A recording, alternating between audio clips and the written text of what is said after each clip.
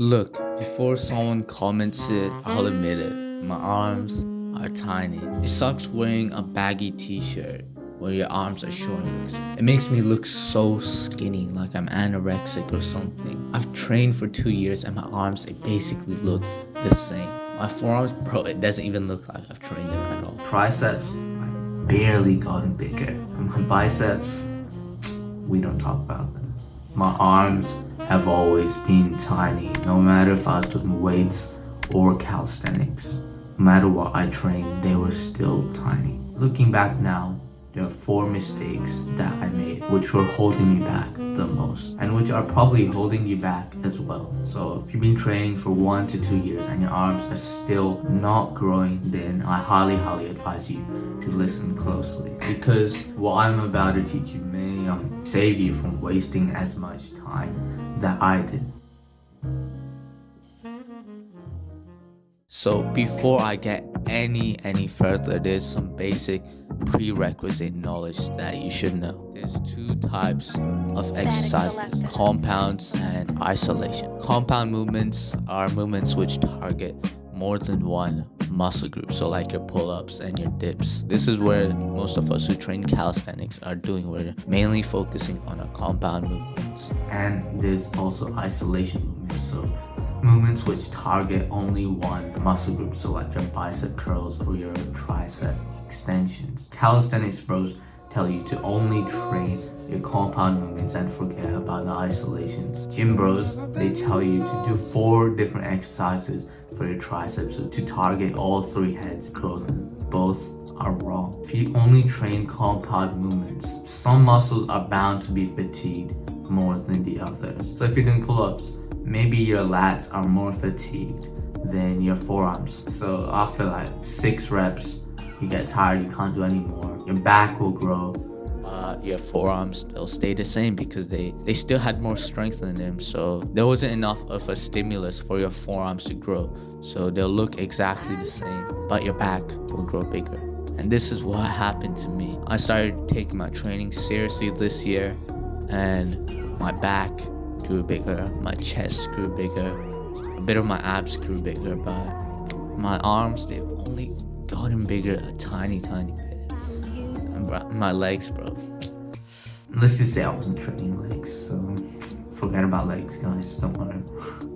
And if you're only training isolation exercises, first off, you'll be spending way too much fucking time in the gym. Second of all, you're probably gonna get injured and you're probably gonna overtrain if you're doing a lot of isolations like the gym bros tell you to do. Like seriously, who the fuck does 4 different exercises for their fucking biceps? Alright, anyways, but just to know, if you're a beginner who started training like 1 to 6 months ago, then I highly recommend you to just stick with your compound movements and get stronger at those first, because I don't want you to add on any more exercises that you see in the internet and, you know, get injured, because it's happened to me, it's happened to people I know, and bro, it fucking sets you back a long time.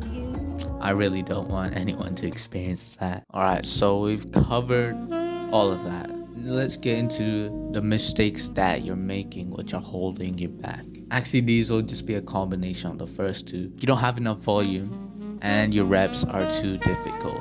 People say that you can build muscle when you do like 5 to 8 reps for isolation, but personally, I don't really believe so. No, I did that sort of method and I didn't really see progress. I saw this somewhere, but I believe that if you lift lighter but do more reps, you will make more progress, because I read somewhere that isolation exercises, you need more reps to grow them. You need more volume. And you may think this advice is stupid, but I've seen on the internet people who weren't making any progress, but they started to train in this way and their biceps, they blew up. So instead of doing like 3 sets of 8, do 3 sets of 20 reps. Do 3 sets of 15 reps. I feel it way more in my bicep, because before I probably was cheating my form because the exercise was too difficult. So I actually decided to look into this, and what I found is that the reason why compound movements you need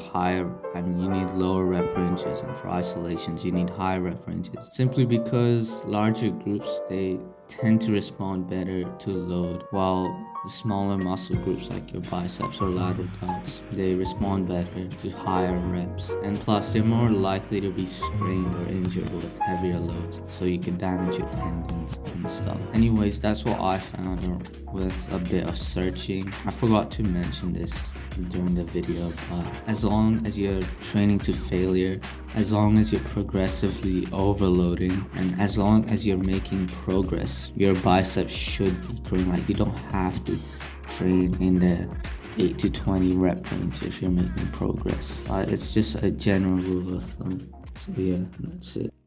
The third mistake is you probably have too much rest time. You're probably resting for around 3 minutes because that's the same rest time that you do for your compounds.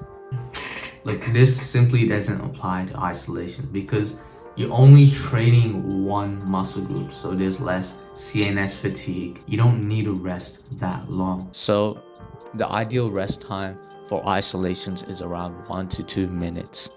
But it's intuitive. If you've absolutely destroyed your biceps, then rest and the higher end rest for 2 minutes. But if you don't really feel it that much in your biceps after you finish your sets, then rest for 1 minute, maybe a bit more. But you should be resting around the 1 to 2 minute time frame because these exercises are not as intense on your whole body. So there's no need to rest that long, and if you rest longer, you're simply just spending more time training, which you can perceive as a waste of time, and plus it may hinder your progress as well. And the final thing is frequency.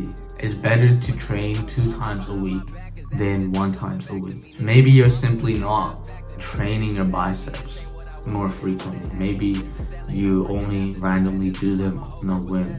For frequency, you also need to look at your workout split. Maybe you're doing full body, push-pull legs, upper lower. I personally do push-pull legs. You can make progress with any of them, but I just recommend push-pull legs. It's the easiest, it's the simplest, it's the most spoken about. You get good rest with all of your muscles and you get to train them frequently as well. Make sure you're doing a split where you can actually train your muscles at least 2 times a week. And that's really it. Just to recap, make sure you have enough volume, make sure your reps aren't too difficult. What I mean by this is to make sure you can do at least 8 reps of whatever exercise you're doing. The third thing is lower your rest time to around 1 to 2 minutes.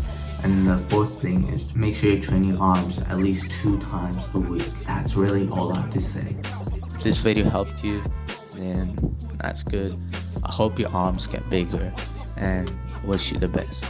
Bye for now, brother, and take care.